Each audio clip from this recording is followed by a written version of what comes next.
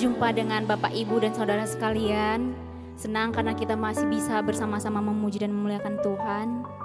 Boleh saya lihat tangan-tangan yang diberkati sepanjang minggu ini? Haleluya, Tuhan kita sungguh besar, amin. Amin. Oke, selamat beribadah teman-teman. Bapak, Ibu, saudara sekalian, sebelum kita memulai, mari kita bersatu dalam doa. Bapa yang di surga, kami bersyukur Tuhan untuk setiap kebaikan Tuhan, untuk setiap hal yang Tuhan lakukan dalam hidup kami, untuk karya Tuhan yang sungguh luar biasa dalam hidup kami Tuhan. Kami bersyukur Tuhan dan sungguh sangat bersyukur bahwa Engkau yang menjadi Allah kami, Engkau yang menjadi Bapa kami yang punya kekuatan, punya pengharapan karena di dalam nama-Mu Tuhan. Bapa, kami hadir pada hari ini dan segala kerinduan Tuhan dan segala hal yang ingin kami pergumulkan Tuhan, ingin kami serahkan ke dalam tangan Tuhan. Biarlah Engkau yang hadir di tengah-tengah kami Tuhan, mengurapi setiap kami, menjamah setiap kami Tuhan, mengubahkan kami Tuhan, agar saat kami pulang kami tidak sama Tuhan, agar kami menjadi penyembah yang tidak hampa Tuhan, kami menjadi penyembah yang tidak kering Tuhan, tapi sungguh karena sangat mencintai Engkau, sungguh karena merindukan Engkau Tuhan. Terima kasih Tuhan Yesus, terima kasih. Yes Lord. Yes. Kami bersyukur Tuhan, kami bersyukur.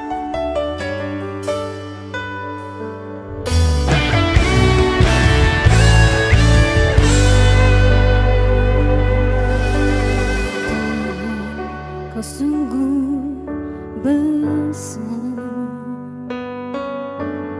karya-Mu sungguh ada, tiada hentinya ku mengagumi, sungguh Kau ajaib.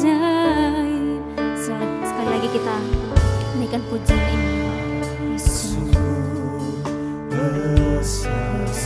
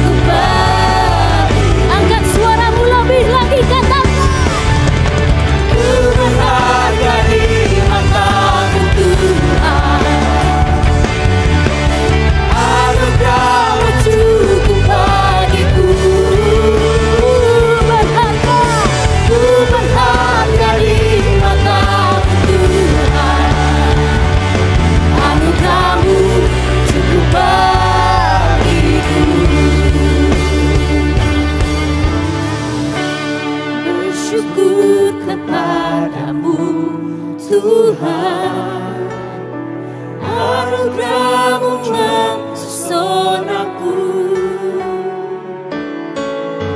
Selalu dan selalu Kau angkat hatiku, Kau membuatku. Mari angkat pujian ini lebih lagi.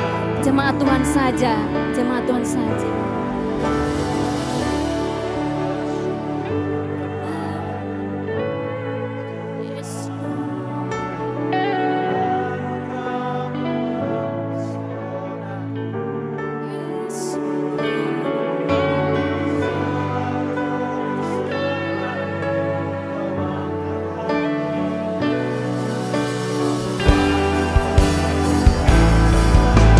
Syukurmu, angkat suaramu.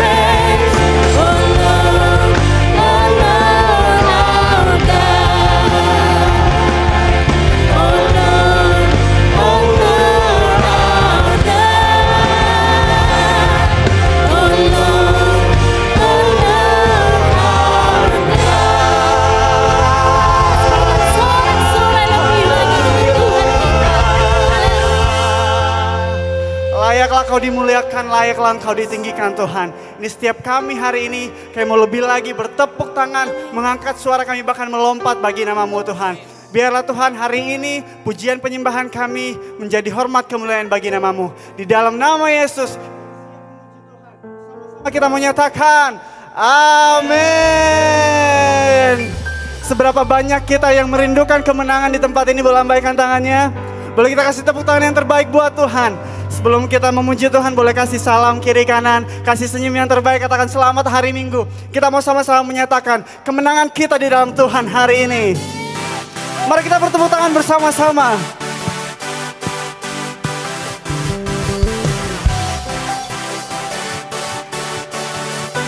Sama-sama kita mau angkat suara, kita memuji Tuhan. Yes.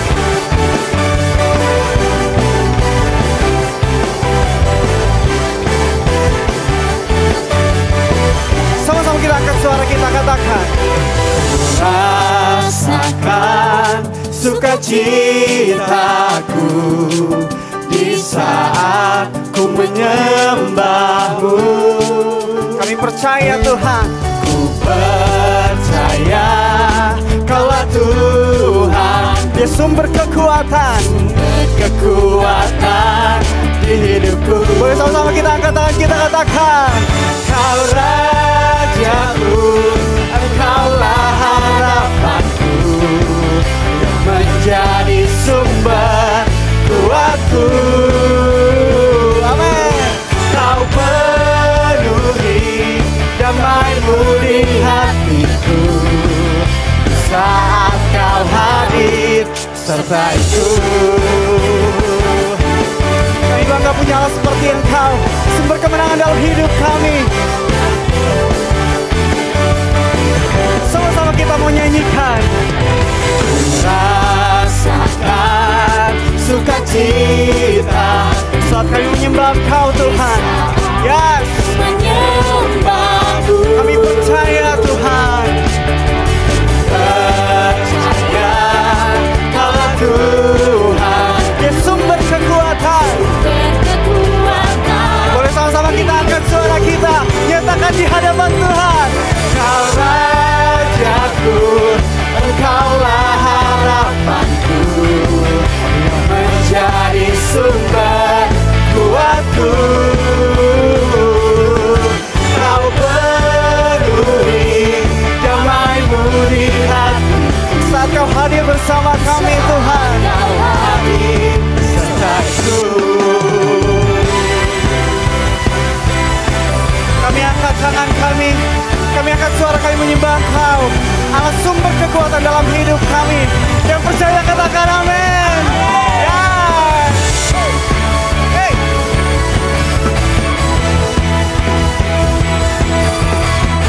Boleh sama-sama kita angkat tangan kita, sama-sama kita mau nyatakan, Kau Rajaku, Engkaulah harapanku, yang menjadi sumber kuatku.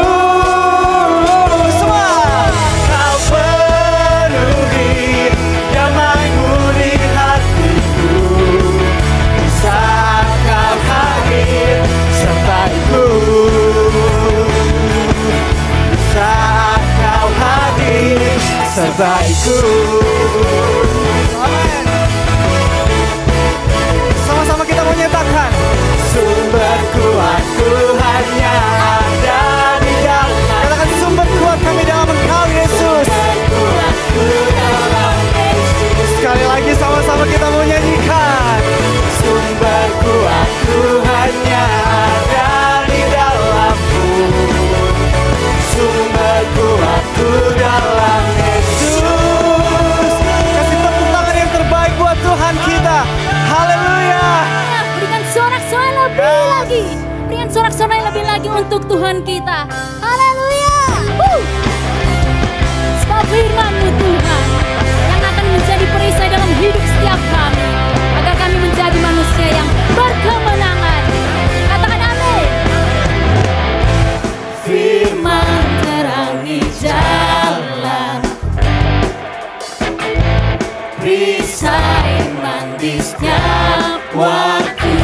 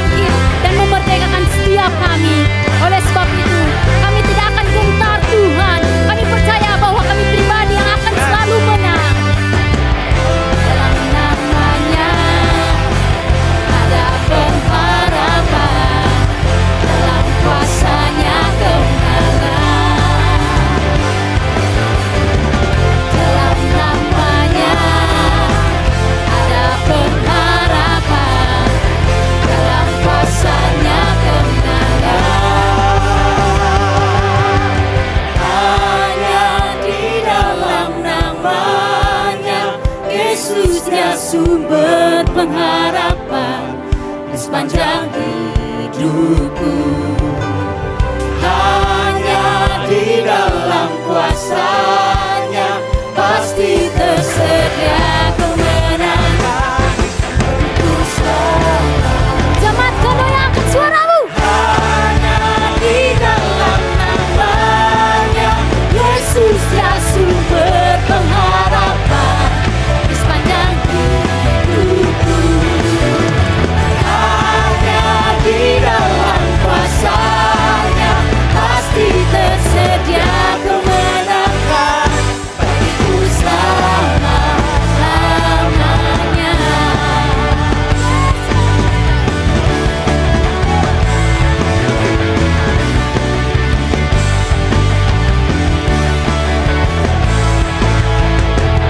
Dalam namanya ada pengharapan, dalam kuasa-Nya kemenangan. Haleluya. Sekali lagi kasih tepuk tangan saudara-saudara yang terbaik buat Tuhan kita. Haleluya. Silakan duduk Bapak Ibu Saudara. Kita tetap dalam hadirat Tuhan.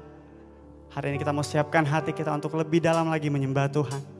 Kita menyatakan betapa kita kagum akan kebaikan atas kasih Tuhan dalam hidup kita. Terima kasih Tuhan. Kami mau nyanyikan kebesaran-Mu dalam hidup kami Tuhan. Terima kasih Yesus.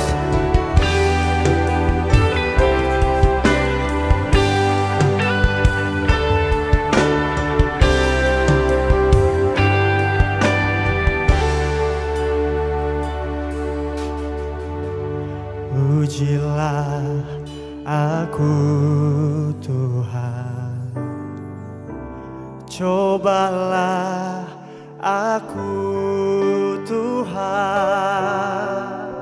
selidiki batinku dan hatiku, mataku tertuju padamu. Aku cinta padamu Tuhan, aku rindu hadirat-Mu Tuhan. Aku ingin selalu dekat padamu, menikmati kehadiran-Mu. Ku nyanyi Hosana bagi Rajaku yang duduk di tahta. Aku muliakan dan kuagungkan, Kau layak disembah. Sama-sama nyanyikan. Ku nyanyi Hosana bagi Rajaku yang duduk di tahta. Aku muliakan dan kuagungkan, Kau layak disembah.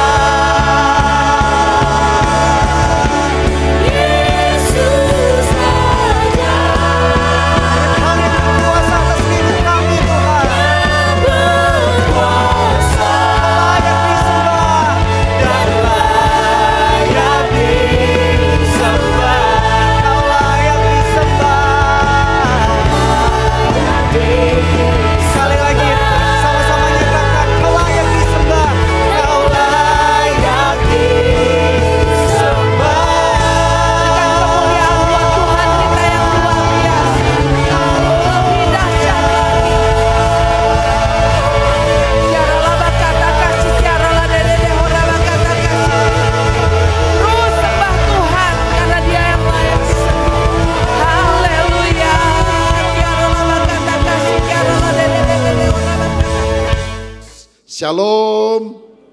Saya bersyukur karena kita selalu ingin hidup dekat dengan Tuhan. Baik, hari ini saya akan menyampaikan firman dengan judul Teguh Beriman kepada Yesus. Kita baca Yohanes 6 ayat 15 sampai 21 yang berbunyi demikian. Yohanes pasal 6 ayat 15 sampai 21. Saya baca ayat ganjil, saudara baca ayat genap, dan ayat terakhir kita baca bersama.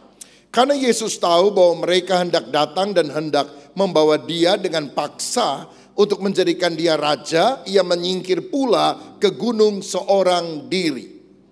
Dan ketika hari sudah mulai malam, murid-murid Yesus pergi ke danau lalu naik ke perahu dan menyeberang ke Kapernaum. Ketika hari sudah gelap, Yesus belum juga datang mendapatkan mereka. Sedang laut bergelora karena angin kencang. Sesudah mereka mendayung kira-kira 2-3 mil jauhnya, mereka melihat Yesus berjalan di atas air mendekati perahu itu. Maka ketakutanlah mereka.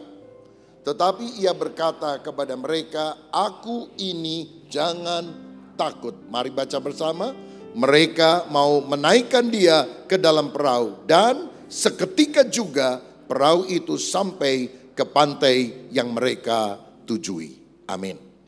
Sebagai anak-anak Tuhan, kita harus memiliki iman teguh, iman penuh kepada Kristus. Karena Kristus adalah senter, pusat iman kita. Saudara, kekristenan tidak hanya terdiri dari ajaran.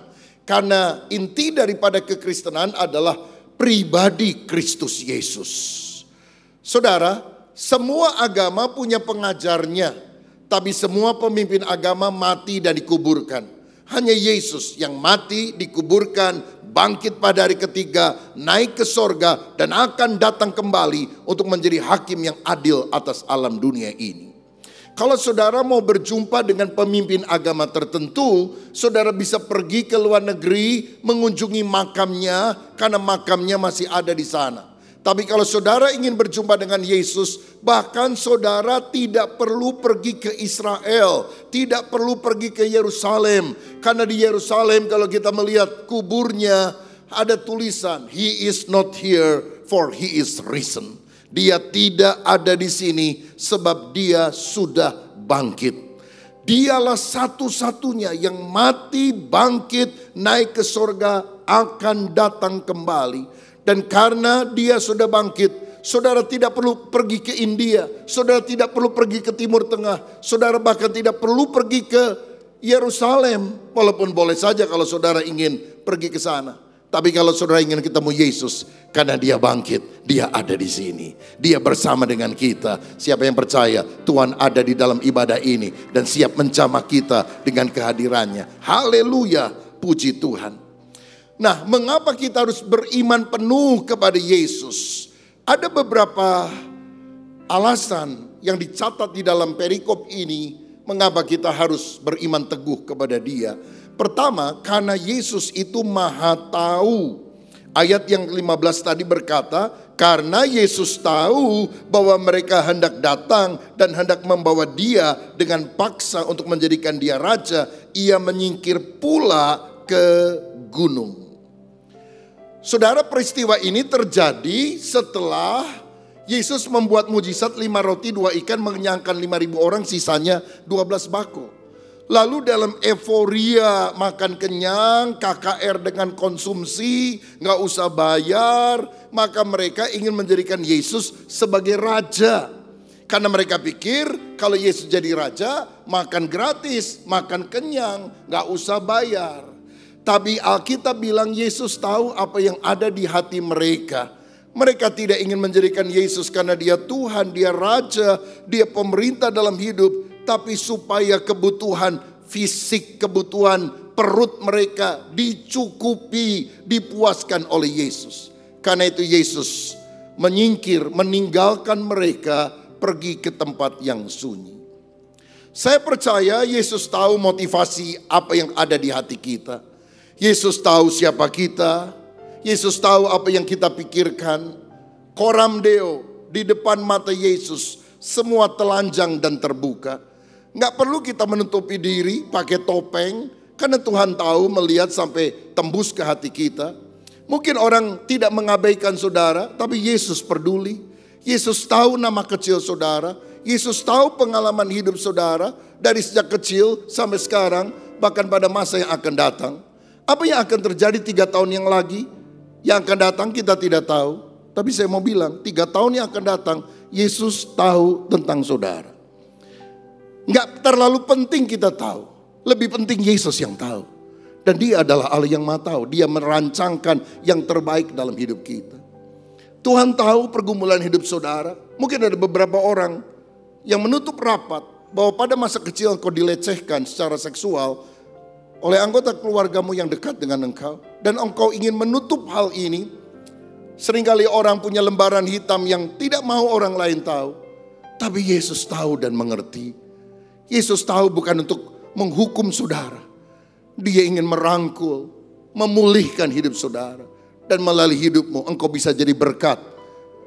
Sehingga segala trauma masa lalu diangkat. Dan saudara bisa dipakai Tuhan menjadi alat kesembuhan bagi orang-orang yang mengalami pengalaman traumatis semacam itu. Kita bersyukur karena kita punya juru selamat yang Maha Tahu. Seorang wanita Samaria ketemu Yesus. Yesus bilang, panggil suamimu. Aku tidak bersuami. Tepat katamu, kamu sudah 5 kali bersuami. Dan sekarang kamu tinggal dengan suami orang. Bzut, seperti panah yang menembus jantung hati wanita itu. Dari mana dia tahu? Siapa yang membocorkan rahasia hidupku kepadanya? Tidak perlu ada orang memberitahu. Karena Yesus sendiri Maha Tahu. Ketika Yesus jalan di Yeriko, dia melihat ada orang di atas pohon. Dia bilang apa? Hai Sakius, turunlah engkau. Aku akan menginap di rumahmu. Siapa yang kasih tahu? Nama orang itu adalah Sakius. Yesus tahu. Ada seorang duduk di bawah pohon ara. Dan kemudian waktu Yesus berjumpa dengan dia, Yesus berkata, aku tahu engkau Israel sejati. Engkau adalah orang yang punya hati yang luar biasa untuk membebaskan Israel dari penjajahan Roma. Nama orang ini Nathanael atau Bartolomeus yang akhirnya menjadi murid Yesus. Yesus bisa mentobatkan orang di atas pohon ara. Yesus bisa mentobatkan orang di bawah pohon ara. Dimanapun saudara duduk, mau di depan, mau di belakang, mau di bawah, di atas, Tuhan tahu hidup saudara. Dan Tuhan ingin memanggil kita supaya kita menjadi orang-orang yang dikasihinya. Dalam Mazmur 139 ayat 1 dan ayat yang kedua, firman berkata, Tuhan engkau menyelidiki dan mengenal aku. Engkau mengetahui kalau aku duduk atau berdiri. Engkau mengerti pikiranku dari jauh. Hanya engkau, amin, pribadi yang mengenal hatiku. Tiada yang tersembunyi bagimu. Seluruh isi hatiku kau tahu dan bawaku, haleluya, untuk lebih dekat lagi padamu, tinggal dalam indahnya dekapan kasih-Mu. Tuhan terima kasih. Engkau mengenal kami lebih dalam, lebih dekat dari nafas kami. Engkau tahu siapa kami. Engkau tahu lembaran hitam dalam hidup kami. Tapi Engkau tidak mengingat-ingat itu. Iblis selalu mengingatkan kita akan masa lalu. Tuhan mengingatkan kita akan rencana yang besar dalam hidup saudara di masa yang akan datang. Itulah Tuhan yang kita cinta. Matius 6 ayat 8. Firman Tuhan berkata, jadi janganlah kamu seperti mereka, karena Bapamu mengetahui apa yang kamu perlukan sebelum kamu minta kepadanya. Ada enggak anak yang tanya kepada papa mamanya, papa besok masih mampu enggak kasih makan saya? Saya yakin anak gak ada yang tanya begitu. Dia percaya betul bahwa bapaknya bisa kasih dia makan.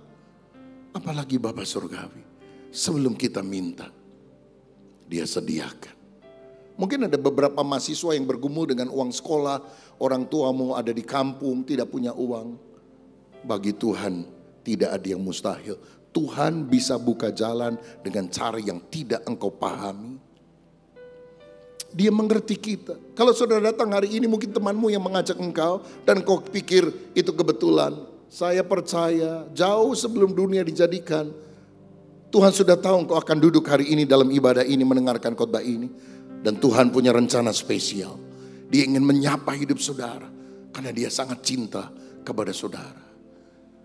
Kita tidak hanya percaya kepada doktrin, kita tidak hanya percaya kepada ajaran walaupun semuanya baik. Kita tidak hanya percaya kepada perintah dan larangan, kita percaya kepada pribadi Yesus Kristus yang maha tahu, yang bisa mengubah hidup kita. Karena dia sangat peduli kepada kita. Saya ingat satu kali di Bandung, saya khotbah di salah satu satelit gereja kita. Pagi, ibadah pertama, saya turun dari mobil. Saya tarik kaos kaki saya yang agak melorot. Dan saya mikir gini, kaos kaki saya kok jelek gini ya, melorot terus ya. Aduh, tapi ini masih ada kebaktian sampai siang. Lalu sore masih ada kebaktian lagi. Apa sempat ya saya beli kaos kaki untuk ganti kaos kaki yang jelek ini. Tapi udah gak sempat pikir panjang, saya udah kebaktian, khotbah, nyalamin jemaat. Setelah selesai keluar dan seorang ibu kasih kantong kresek warna hitam. Pak Pendeta, saya mau kasih ya sesuatu. Oh ya, terima kasih Bu, Tuhan berkati. Setelah semuanya selesai salaman, saya buka. Lepet, saudara-saudara. Rupanya dia tahu pendeta habis khotbah, lapar, dia kasih lepet. Tapi di bawah lepet ada satu benda lain. Saudara tahu apa itu? Kaos kaki. Loh, kok tahu? Ada seorang kasih satu kaos kaki, satu pasang kaos kaki. Nggak wajar, nggak biasa. Orang kasih kaos kaki. Tapi waktu saya terima itu, saya hampir menangis, saudara. Karena saya merasa Tuhan menyapa saya dan berkata, anakku, hari ini kamu khotbah yang benar, khotbah yang baik, supaya jemaat diberkati Tuhan. Urusan kamu kecil, aku yang siapkan melalui satu orang yang aku utus.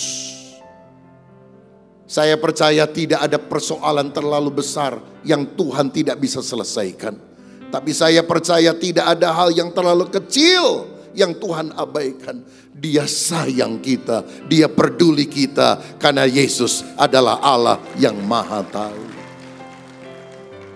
Satu kali saya ngomong sama istri saya, aduh udah agak lama gak olahraga nih, ayo jalan pagi, lari pagi lagi. Oke, nah saya cari sepatu olahraga saya yang sudah lama ada di lemari, saudara-saudara, di lemari sepatu. Saya cari-cari, saya ketemukan. Ternyata depannya itu bolong. Rupanya digigit tikus karena ada jejak-jejak tikus di situ, saudara. Waduh, bolong nih, masa pakai sepatu bolong? Saya bilang, aduh kapan ya kita ke toko sepatu deh beli sepatu. Gak sempat mikir lebih jauh, apalagi doa, saudara-saudara. Saya hari itu ada beberapa urusan, salah satunya mengunjungi salah satu saudara. Lalu setelah ngobrol-ngobrol, tiba-tiba dia bisa ngomong gini, saya itu beli sepatu olahraga beberapa minggu yang lalu, pas, enak, waktu di toko. Begitu saya pakai di rumah kok kekecilan ya, heran juga katanya. Lalu dia tanya, mau gak? Kalau cocok ambil, kalau gak cocok nanti saya kasih orang lain. Langsung dalam hati seperti ada suara, pasti pas. Karena apa? Jatah saya, saudara, begitu saya masukin kaki memang pas. Jadi saya besoknya lari olahraga dengan sepatu tersebut. Sampai hal yang kecil Tuhan peduli. Ada hal-hal besar yang Tuhan sediakan. Kita sedang bangun biayanya luar biasa besarnya. Tapi hari lepas hari Tuhan selalu menyediakan dengan cara yang kita tidak pikirkan. Tapi jangan pikir bahwa Tuhan hanya bisa menjawab doa-doa yang besar. Gak sempet doa, saudara. Masa doa buat kaos kaki? Tapi Tuhan peduli. Bapamu di sorga peduli. Begitu besar cinta Tuhan dalam hidup saudara. Karena itu cintai dia. Alkitab berkata apa yang tidak pernah dilihat oleh mata, tidak pernah didengar oleh telinga, tidak pernah timbul dalam hati.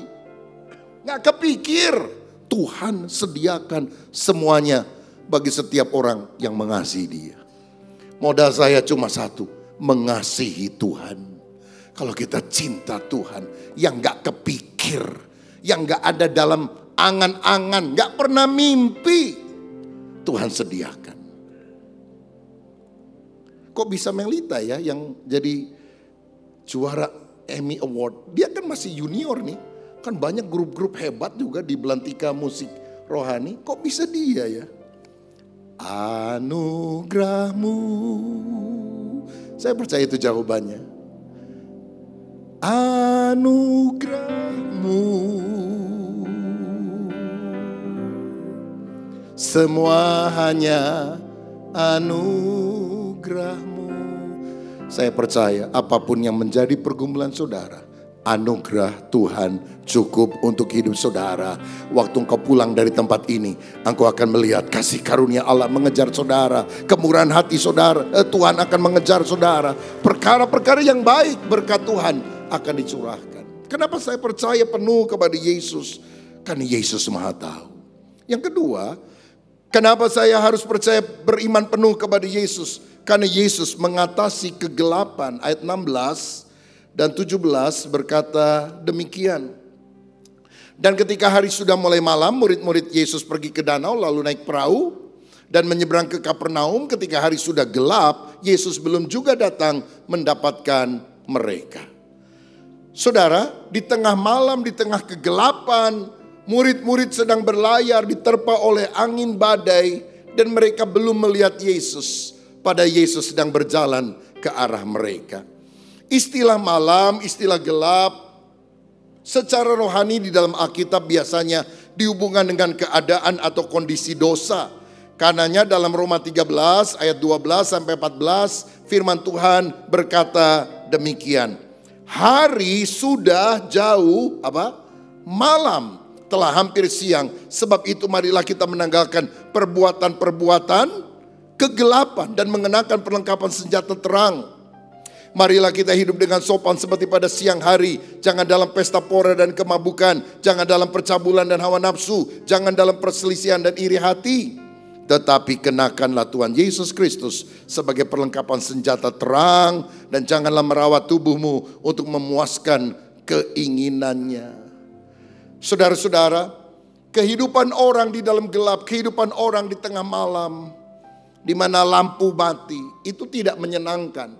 Lagi malam-malam mati lampu, saudara jalan, tabrak sana, tabrak sini. Banyak orang hidupnya menabrak firman, menabrak aturan yang ada, menabrak etika yang baik. Karena apa? Mereka hidup di dalam gelap. Makanya Yesus berkata, akulah terang dunia. Barang siapa percaya kepadaku, dia tidak berjalan di dalam kegelapan, tapi dia akan berjalan dalam terang hidup. 1 Yohanes 1 ayat 5 sampai 7 juga mencatat hal ini.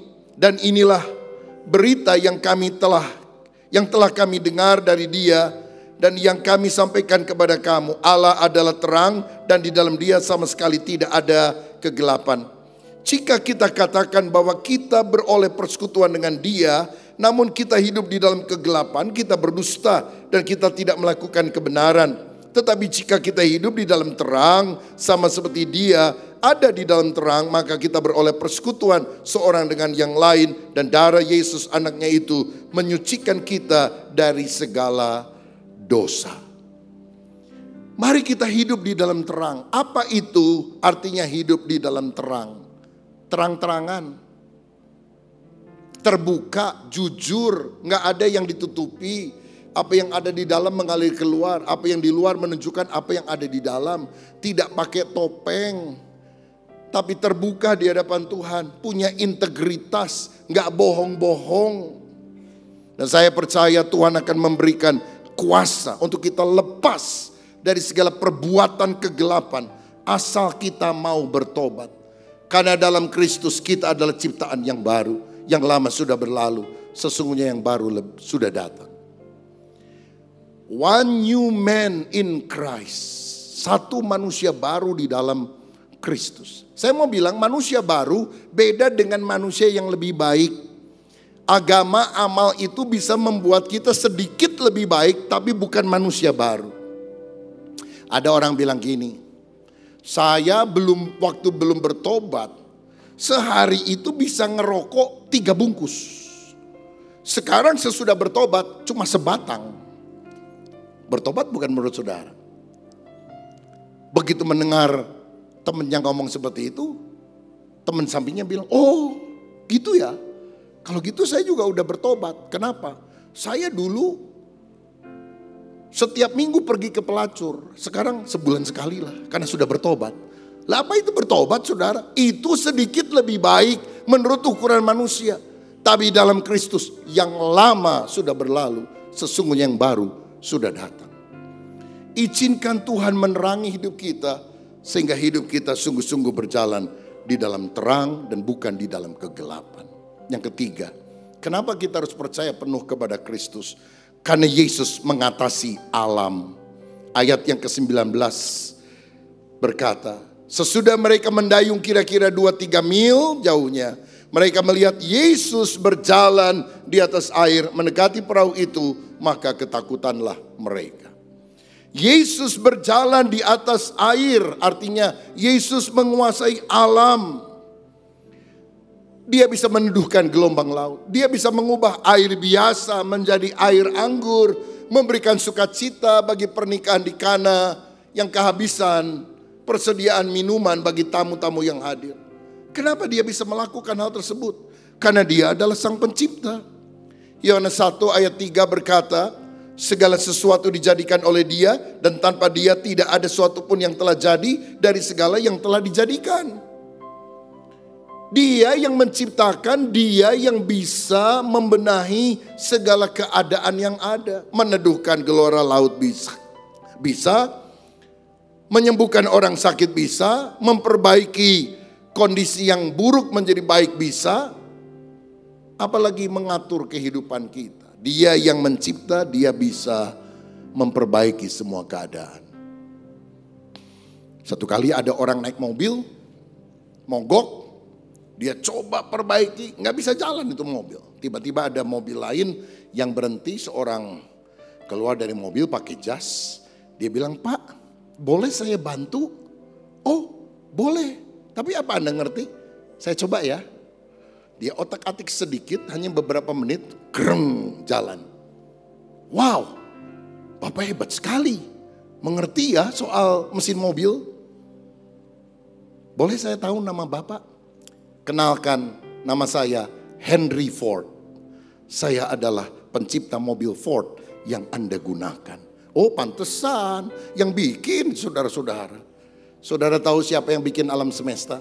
Siapa yang bikin saya dan saudara? Yesus. Kalau dia yang menciptakan kita, dia bisa membenahi seluruh kehidupan kita menjadi baru di dalam dia. Berikan tepuk tangan yang paling meriah untuk Tuhan kita. Yesus berkuasa atas virus, berkuasa atas bakteri, berkuasa atas penyakit, berkuasa atas apapun juga. Ada seorang hamba Tuhan yang dipanggil menjadi misionaris ke Afrika Selatan, namanya John G. Lake. Dan ketika wabah pes sedang melanda Afrika Selatan, banyak sekali orang mati. Dia satu-satunya hamba Tuhan yang berani keluar ke jalan-jalan mendoakan orang yang terbaring sekarat. Dan orang-orang ditumpangin tangan, sembuh. Sampai ada seorang dokter gak percaya, kok bisa? Ini kan penyakit menular yang bahaya sekali. Kemudian dia ambil sampel, saudara, orang yang sudah kena penyakit tersebut. Kumannya begitu banyak, dilihat dengan mikroskop. Tapi ketika John G. Lake menumpangkan tangan pada bagian tubuh orang sakit itu, begitu diambil sampelnya, kumannya mati semua. Kok bisa? Karena Tuhan memberikan karunia, kesembuhan ilahi, mujizat kepada dia. Dia yang bikin langit, bumi, segala isinya. Apa yang susah bagi dia? Yesus berkuasa atas alam. Apapun penyakit yang mungkin Anda alami atau orang tuamu alami. Semua penyakit itu punya nama. COVID, AIDS, kanker. Saudara tahu, semua penyakit ada namanya. Dan Yesus adalah nama di atas segala nama. Sehingga COVID, AIDS, kanker, penyakit apapun harus tunduk kepada nama Yesus. Dalam nama Yesus sembuh. Bagi yang percaya tidak ada yang mustahil. Karena itu mengapa kita percaya bahwa Yesus masih bisa melakukan mujizat kesembuhan ilahi. Mujizat tidak hanya berhenti pada zaman rasul-rasul. Karena Yesus tetap sama dulu, hari ini, bahkan sampai selama-lamanya. Dia berkuasa atas alam. Dia bisa melakukan mujizat. Saudara yang percaya, engkau akan mengalami pertolongan dari Tuhan. Siapa yang setuju? Berikan kemuliaan untuk Tuhan kita. Yang keempat, mengapa kita harus percaya penuh kepada Kristus? Karena Yesus mengatasi ketakutan. Ayat yang ke-20 tadi berkata demikian. Tetapi ia berkata kepada mereka, aku ini, jangan takut. Ketika melihat ada orang bisa jalan di atas air, wah semua ketakutan, hantu. Antara hantu sama Tuhan memang beda tipis. Hantu. Tuhan apa hantu? Yesus bilang, aku ini, jangan takut. Hidup manusia seringkali diwarnai oleh ketakutan, kekhawatiran. Banyak orang khawatir tentang kesehatan, sehingga banyak orang mengalami psikosomatis. Somanya tubuhnya sakit karena sihenya jiwanya yang tegang. Penyakit-penyakit tubuh karena kegelisahan hidup. Gelisah akan pekerjaan, bisa dapat gak yang bagus? Banyak orang ingin membuat keputusan tapi ragu-ragu melangkah. Gak berani take action, takut keputusannya salah. Banyak orang takut, terlalu takut kadang-kadang. Seperti seorang ibu tanya kepada petugas di stasiun, Pak, kereta yang mau ke Jakarta jam berapa? Jam 6 bu. Yang ke Semarang jam 7 bu. Surabaya jam 8 bu. Loh ibu mau kemana sih? Semua kota ditanyain, oh enggak, cuma mau nyumpang nyebrang doang. Ya, nyebrang aja ribet, saudara-saudara. Mesti tanya segala macam. Kadang-kadang kita mendengar, baca di sosial media, suka dihubung-hubungkan dengan kita. Hati-hati loh, di sini ada ini. Nah, itu mah jauh, saudara. Apa yang terjadi dengan orang lain kan belum tentu terjadi dengan diri kita. Saya ingat satu kali, ada 3 orang bapak menantikan kelahiran anak pertama di rumah sakit bersalin. Suster keluar, Bapak A, selamat ya. Istri Anda sudah melahirkan. Kembar 2 Pak. Hah, kembar 2? Suster tahu nggak? Saya ini karyawan di perusahaan kacang merek 2 Kelinci. Pas ya, bisa kembar 2. Sejam kemudian, suster muncul lagi. Bapak B, selamat ya. Istri Anda melahirkan, sekarang kembar 3. Saya karyawan di perusahaan semen 3 roda. Wah, bisa pas ya. Mendengar itu, bapak ketiga pingsan, saudara-saudara. Setelah dibangunkan, disiram air. Kenapa Pak pingsan? Saya karyawan di perusahaan minuman ringan 7 Up. Dia takut rupanya waktu istrinya melahirkan kembar 7, saudara. Padahal begitu muncul cuma 1 anaknya. Kita kadang-kadang suka menghubung-hubungkan yang gak ada kaitannya dengan yang lain. Percayalah Tuhan Yesus dan firman-Nya mengusir ketakutan dalam hidup kita. Dia lebih hebat dari dokter, dari psikiater manapun. Ada seorang datang ke psikiater. Dokter, saya ini punya pikiran aneh. Tiap kali saya tidur, saya suka merasa ada seseorang keluar dari kolong ranjangnya kayak saya. Perasaan kamu kan? Iya, tapi waduh, membuat hati saya gelisah. Oke, saya terapi. Di terapi seminggu sekali, saudara sekalian. Ketemu, dikasih obat penenang. 2 bulan, 3 bulan, enggak sembuh-sembuh. Sampai akhirnya dia enggak pergi ke psikiater itu lagi. Setahun kemudian berpapasan di sebuah mall. Bapak kan yang dulu itu pernah ke saya, katanya ada orang suka lompat dari bawah ranjangmu lalu nyekek. Iya, kok nggak datang lagi sama saya konsultasi? Sudah sembuh Pak, dokter udah sembuh. Oh bisa sembuh, gimana cara sembuhnya? Pendeta saya datang ke rumah saya, doain saya, tumpang tangan, sembuh saya. Ah masa? Ya cara rohani boleh, tapi kan terapi harus. Bener Pak, saya didoakan, roh ketakutan keluar. Lalu setelah selesai didoakan, hamba Tuhan kasih nasihat sama saya. Gini ya, kamu punya gergaji gak? Ada. Diambil tuh gergaji, itu kan ranjang saya itu ada 4 sudutnya dari kayu. Dia potong tuh 1, 2, 3, 4. Jadi nggak ada kolongnya lagi, lesehan saya, tidur kayak orang Jepang. Sejak itu tidak ada lagi orang yang keluar untuk mencekik saya. Itu namanya kuasa doa dan hikmat dari Tuhan, saudara-saudara. Haleluya, ada wisdom dari sorga. Makanya kita harus percaya penuh kepada Tuhan. Yesus yang mengatasi ketakutan. Ketakutan itu kadang-kadang nggak nalar, nggak masuk akal. Kok bisa takut? Ada orang takut ketinggian. Aduh, takut. Ada orang takut naik pesawat. Punya duit banyak, nggak bisa nikmati karena takut banget. Dalam nama Tuhan Yesus, kiranya engkau dilepaskan dari ketakutan semacam itu. Kalau belum waktunya Tuhan, selembar rambut nggak akan jatuh dari atas kepala kita. Kalau belum waktunya Tuhan, 1000 jatuh di sebelah kiri, 10.000 jatuh di sebelah kanan. Kita akan tetap berdiri karena Tuhan menopang tangan kita. Saya berdoa kalau ada yang fobia, ada ketakutan yang tidak wajar, dalam nama Yesus, roh ketakutan keluar dalam nama Yesus. Sebab Tuhan tidak memberikan roh ketakutan. Tuhan memberikan roh keberanian, roh kasih, roh kekuatan. Terima perkara-perkara yang baik dari Tuhan. Mazmur 56 ayat 4 dan 5 berkata demikian. Kepada Allah yang firman-Nya kupuji, kepada Allah aku percaya, aku tidak takut apakah yang dapat dilakukan manusia terhadap aku. Saudara-saudara, kalau ketakutan, kekhawatiran mengetuk pintu hatimu, izinkan iman yang membuka pintu. Dan ketakutan akan lari terbirit-birit. Hadapi ketakutan dengan iman. Pegang firman Tuhan. Kepada firman-Nya aku percaya. Aku tidak takut. Matius 6 ayat 25 berkata demikian.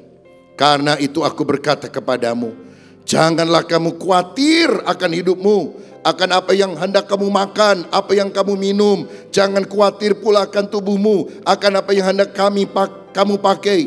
Bukankah hidup itu lebih penting daripada makanan, dan tubuh itu lebih penting daripada pakaian? Jangan khawatir, jangan takut. Aduh, nanti makan apa ya? Aduh, saya diberhentikan dari kerjaan, bisa makan atau enggak ya? Jangan khawatir, Tuhan bilang, kalau Tuhan kasih saudara tubuh, Dia pasti akan kasih makanan untuk kita bisa memelihara tubuh. Nggak usah khawatir, pasti makan. Apalagi calon presiden yang akan datang udah kasih tahu kan, ada makan siang gratis, pasti makan, saudara-saudara. Jangan khawatir ya, mudah-mudahan dia tepati janjinya. Jadi bagi orang pengangguran tetap ada makan siang minimal, saudara. Saya beri kasih susu dengan asam folat supaya kita sehat. Ya jangan khawatir. Calon presiden aja janji kita percaya. Masa kita gak percaya sama Tuhan Yesus? Yang berkata jangan kamu khawatir. Tuhan pelihara kehidupanmu. Yang penting cari dulu kerajaan Allah dan kebenarannya. Semua yang lain akan Tuhan tambahkan kepadamu. Yang kelima, yang terakhir, kenapa kita harus percaya penuh kepada Yesus? Yang kelima, karena Yesus membawa ketujuan. Ayat yang ke-21 berkata demikian. Mereka mau menaikkan dia ke dalam perahu dan seketika juga perahu itu sampai ke pantai yang mereka tujui. Ini mujizat nih saudara. Ya, mujizat pertama itu kan Yesus jalan di atas air. Nggak mungkin punya jadi mungkin. Yang kedua, begitu mereka mau menaikkan Yesus ke perahu mereka, langsung perahunya sampai ke tujuan. Dari sini saya melihat bahwa kalau kita mengundang Yesus masuk dalam perahu kehidupan kita, Dia akan menibahkan kita pada tujuan yang kita rindukan. Kota apa yang mereka tiba? Alkitab tadi bilang Kapernaum, artinya rumah penghiburan, rumah kebahagiaan. Kalau hidupmu gelisah, tidak bahagia, ada anak yang nakal, ada masalah kerjaan, ada masalah dalam pendidikan, pacar ninggalin, hati menjadi sedih, undang Yesus datang dalam perahu kehidupanmu.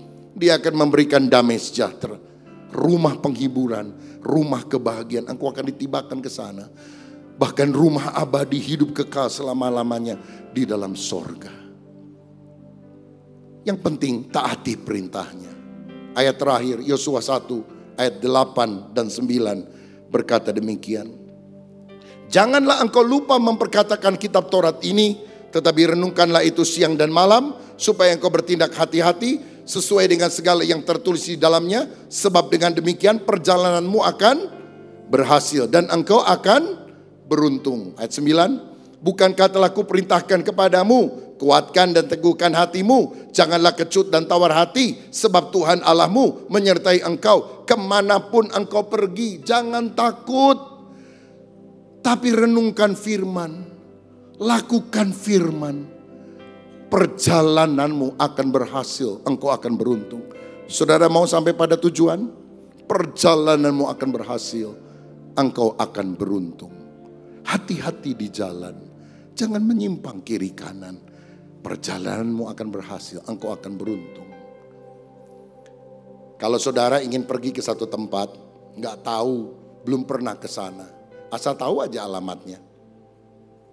Sekarang kita punya GPS, Global Positioning System, Google Map misalnya. Tinggal masukkan alamatnya, dia akan ngomong belok kiri, belok kanan, belok kiri, belok kanan, sampai tujuan. Kenapa sampai tujuan? Karena ada peta jalan yang mengarahkan kita ke sana. Hidup ini gak ada peta jalannya. Tapi tujuan sebagian besar orang atau mungkin semua orang, hidup berhasil dan beruntung. Perjalananmu akan berhasil, engkau akan beruntung. Pakai GPS. Bukan Global Positioning System, tapi God's Positioning System. The Bible, Alkitab. Firman-Mu pelita bagi kakiku, terang bagi jalanku. Kalau engkau taat pada firman, engkau sampai tujuan. Kapernaum, rumah penghiburan, rumah kebahagiaan, perjalanan yang berhasil dan beruntung. Bahasa Inggris susah, bahasa Indonesia lebih gampang. GPS, goblok pasti sampai, saudara. Sampai kemana? Sampai tujuan. Hidup berhasil dan beruntung. Ada orang bilang gini, Tuhan tolong tunjukkan jalan yang harus aku pilih. Beri kepekaan di dalam hatiku, ke kiri ke kanan, ini atau itu. Mana Tuhan? Ada yang bilang gini, dulu rasanya Tuhan kadang suka bicara di hati nurani saya. Keputusan-keputusan yang saya harus ambil. Kok sekarang rasanya enggak ya? Jarang dengar suara Tuhan, jarang dengar bisikan di dalam impresi, intuisi hati. Selama engkau pegang Alkitab firman Allah berjalan lurus, gak usah takut. Saudara berada pada track yang benar. Walaupun mungkin impresi suara Tuhan gak terlalu sering saudara dengar. Tapi ini suara Tuhan yang lebih jelas di dalam Alkitab. Saudara pernah naik mobil dari Bandung sampai Jakarta lewat jalan tol? Saudara nyalain GPS? Keluar dari rumahmu, berbelok-belok, belok kiri, belok kanan, 300 meter belok kiri, belok kanan. Begitu masuk ke tol, 2 jam ke Jakarta, itu GPS saudara ngomong terus enggak? Selama di tol jalan terus, ada suara-suara enggak? Diem kan? Tapi saudara selama berada pada jalan yang benar sesuai dengan petunjuk firman, nggak usah dengerin suara GPS pun sehingga engkau ragu, ini benar atau enggak ya? Saudara berada on the right track, track yang benar. Kan ribet juga kalau ngomong terus juga di tol. Jalan terus, jalan terus, jalan terus, jalan terus. Di Pareman. Ada jalan-jalan persimpangan di mana Tuhan akan memberikan impresi ke kiri ke kanan, ya atau tidak. Tapi selama engkau ikut firman Tuhan, rasanya kok Tuhan belum bicara. Selama engkau jalan lurus, engkau di jalan tol, saudara. Nanti kalau mau keluar jalan tol, ini kiri atau kanan, dia ngomong lagi, ambil yang kiri, jangan yang kanan. Kira-kira seperti itu. Tuhan akan membawa kita sampai pada tujuan. Saya mau berdoa untuk saudara. Saya merasa ada beberapa orang yang memang membutuhkan doa secara khusus. Mungkin ada doa yang belum terkabul, ada masalah dalam pekerjaan, dalam keluarga, dalam masa depan. Yesus ada di tempat ini. Dia siap menjamah hidup saudara. Dia mengenal namamu dengan baik. Dia tahu pergumulanmu. Izinkan saya sebagai hamba Tuhan mendoakan saudara. Dan saya percaya mujizat pasti akan terjadi. Tuhan Yesus memberkati kita. Tak mungkin bagiku, semua mungkin bagimu. Hanya Engkaulah jawaban hidupku.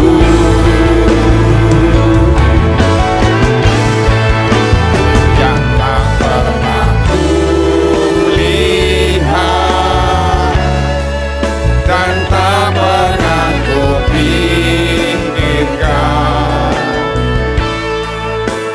itu yang Kau sediakan bagiku. Sekali lagi kita akan pujian ini dari awal. Yang tak mungkin bagiku, semua mungkin bagimu. Hanya Engkaulah jawaban hidupku.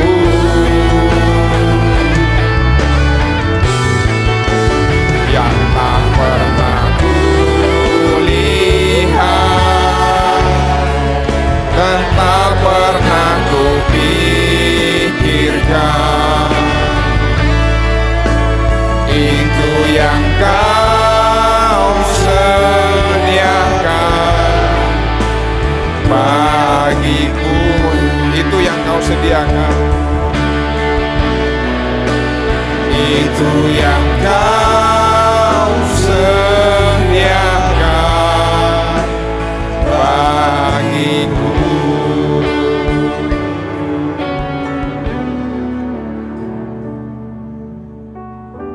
Terima kasih Tuhan buat renungan firman Tuhan yang telah kami dengar pada siang hari ini. Biarlah firman Tuhan yang kami dengar menjadi kekuatan bagi kehidupan kami, untuk kami boleh menghadapi segala tantangan, segala kesulitan dalam bentuk apapun. Karena di dalam Tuhan kami cakap untuk menanggung segala perkara. Di dalam Tuhan kami akan mengalami kemenangan yang gilang gemilang, karena Tuhan yang berperang bagi kehidupan kami, untuk kami boleh menjadi pemenang, bahkan lebih daripada pemenang. Di dalam Tuhan kami yakin dan percaya Tuhan akan memampukan kehidupan kami. Tuhan akan menguatkan kami, Tuhan akan menuntun dan menyertai kami untuk membawa kami dari satu kemenangan-kemenangan yang berikutnya. Sebab itu apapun yang kita alami saat sekarang ini, seberat apapun, Tuhan yang kita sembah, Tuhan yang hidup, Tuhan yang besar, Tuhan yang dahsyat, melebihi, melampaui apa yang menjadi segala keterbatasan kita, apa yang menjadi segala kekurangan dan kelemahan kita. Karena Dia Tuhan yang sanggup, Tuhan yang mau untuk menolong dan mengangkat kita. Sebab itu pada siang hari ini pastikan apapun yang kita alami, jangan pernah menyerah. Tuhan tidak pernah menyerah atas kehidupan kita. Mari kita terus berpusat dan berfokus hanya kepada Tuhan. Jangan pernah andalkan kekuatanmu sendiri. Jangan pernah andalkan logikamu sendiri. Karena kita punya keterbatasan, punya kekurangan yang amat sangat. Kita butuh Tuhan. Terima kasih Bapa buat firman-Mu. Biarlah firman-Mu menjadi rema bagi kehidupan kami, dan firman-Mu Tuhan menjadi solusi dan menjadi pengharapan bagi kehidupan kami. Terima kasih Tuhan. Kami berdoa secara khusus buat Pak Julius dan Tante. Biar Tuhan yang senantiasa memberi kekuatan, kesehatan, agar dan Tante juga bisa dipakai Tuhan untuk menjadi berkat lewat nasihat-nasihat, pengalaman hidup. Biar menjadi inspirasi bagi banyak orang. Berkat Pak Rubin Adi dan Ibu Lenawati, Tuhan senantiasa juga mengurapi, menyertai bersama anak-anak, bersama menantu-menantu. Tuhan pakai keluarga ini untuk menjadi berkat bagi banyak orang, menjadi jawaban bagi banyak orang. Dan Tuhan pakai keluarga ini dimanapun mereka boleh berada, dimanapun mereka Tuhan tempatkan. Banyak jiwa-jiwa diselamatkan dan dimenangkan. Berkat-Mu juga atas Pak Suito dan Ibu Eti, Pak Suryanta dan Cidilan. Tuhan menyertai mereka senantiasa, pakai mereka di gereja lokal mereka masing-masing, baik di Kelapa Gading maupun di Kedoya di tempat ini. Biar Tuhan senantiasa menyertai, mengurapi, agar mereka senantiasa menjadi panutan dan teladan, soko guru bagi jemaat yang mereka layani. Memberkati juga Ibu Yeni Taruji yang berulang tahun pada hari ini yang tidak bisa hadir. Tuhan juga menyertai, memberi kekuatan, kesehatan. Juga Ibu Megi Yudia, Tuhan juga menyertai, memberkati, panjangkan umurnya, apapun yang diperbuat lewat tangannya, biar Tuhan sendiri yang membuatnya berhasil. Dan pada akhirnya kami berdoa bagi bangsa dan negara kami Tuhan. Biarlah kasih karunia Tuhan, belas kasihan Tuhan senantiasa tercurah atas bangsa ini. Agar bangsa ini boleh mengambil transformasi secara besar-besaran dari berbagai sektor, dari berbagai bidang. Agar bangsa ini Tuhan boleh mengalami pemulihan yang daripada Tuhan. Biar bangsa ini dipakai Tuhan jadi berkat bagi bangsa-bangsa yang lain. Ini doa dan pengharapan kami Tuhan. Sebelum kami pulang, kami merindukan berkat-Mu dicurahkan atas kehidupan kami.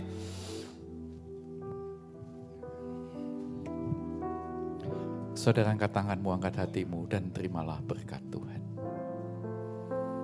Biar berkat dari Allah Bapa, kasih dan keselamatan yang ada dalam Kristus Yesus, serta persekutuan dan penghiburan dari Roh-Nya yang kudus, biar itu tinggal bersama dengan kita.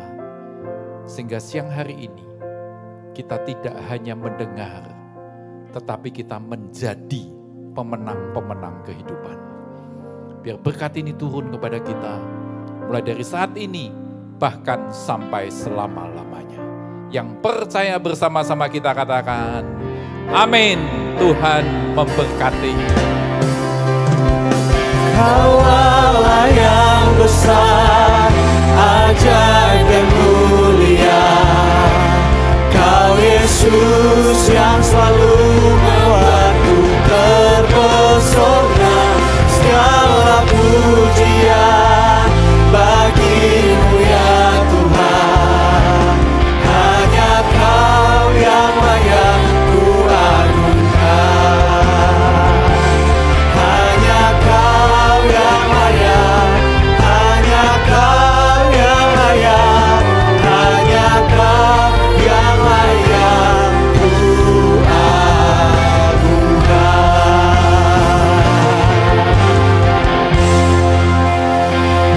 Ibadah kita telah selesai. Selamat hari Minggu. Tuhan Yesus memberkati.